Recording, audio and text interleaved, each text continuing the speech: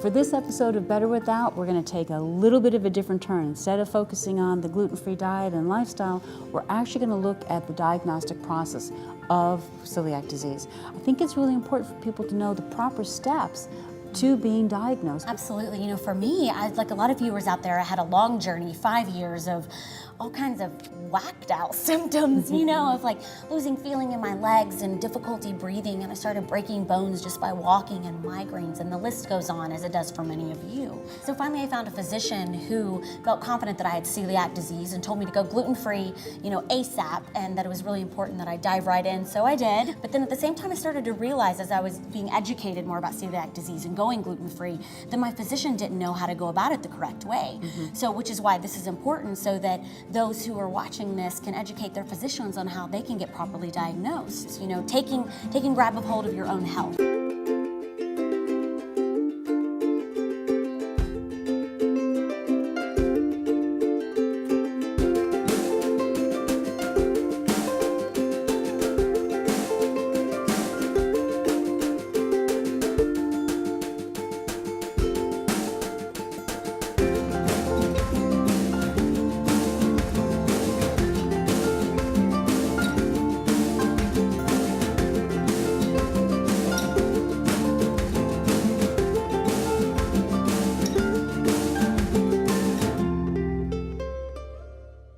Here we are today at the Columbia Celiac Disease Center. We're very fortunate to actually have time with Dr. Peter Green, one of the leading experts in celiac disease. One of the very important things about having the center is that the patient or the consumer really goes through the proper diagnostic process.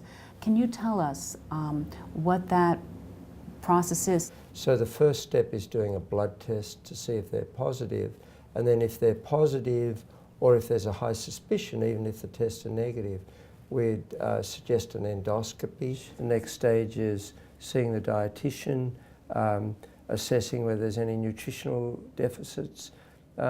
We think that management by an expert nutritionist is very important, because after one gets a diagnosis of celiac disease, gluten-free diet involves two things. One, knowing what to avoid, and that's pretty easy because one can look at lists on the internet, etc. But the other most important factor is knowing what to eat. What are some of the other procedures or other things that you're looking for in this population? Bone density test. We'll check different vitamin levels, especially vitamin D. We'd also check their iron level, their ferritin level, calcium, parathyroid hormone level. While we've got a certain checklist for everyone, it certainly has to be tailored for what patient's symptoms are. There's increasing interest in these gluten-related disorders, and for that umbrella term we'd include celiac disease, non-celiac gluten sensitivity, and wheat allergy. It's just not something that can be you know, passed off as another food fad or a non-significant condition. It's not the latest diet fad, yeah. Right. Well, we thank you very much for all your time and your expertise and everything you do for the celiac community. Thanks, Anne. Thank you.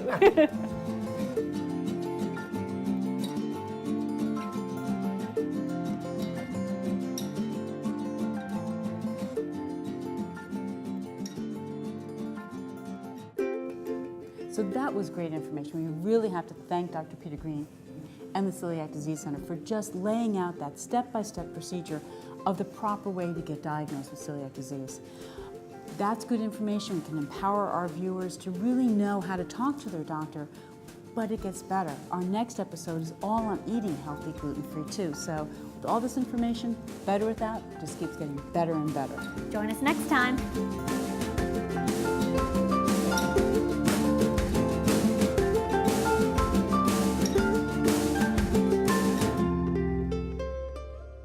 So while I left Australia many years ago, I still got a little bit of Australia in my office. Here we have two boomerangs. Here we have the traditional boomerang, but that thing up there is also a boomerang. This one you throw, and this one you hold in your hand and you can whack people on the head with.